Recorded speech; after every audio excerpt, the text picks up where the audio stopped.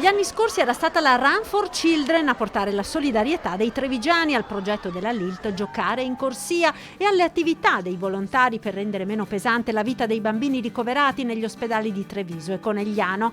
Quest'anno il Covid ha fermato la manifestazione, ma non la voglia di continuare ad impegnarsi. Ecco quindi l'idea di Gianluca Sacilotto di partire per un tour del Veneto in bicicletta. È un viaggio che durerà una decina di giorni, sono un totale più o meno 1000-1100 km.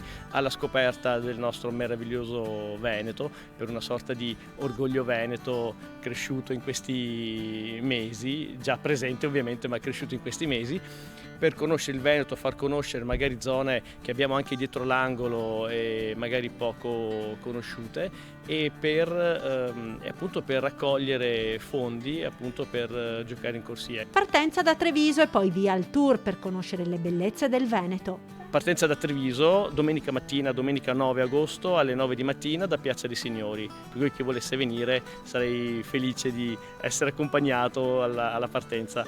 Saranno 9 o 10 tappe indicativamente e più o meno 100-110 km al giorno e potete seguire l'evento sui social principali. I fondi raccolti verranno interamente devoluti al progetto della Lilt Giocare in Corsia, che da 26 anni porta un sorriso ai piccoli pazienti delle pediatrie del Cafoncello e del Santa Maria dei Battuti.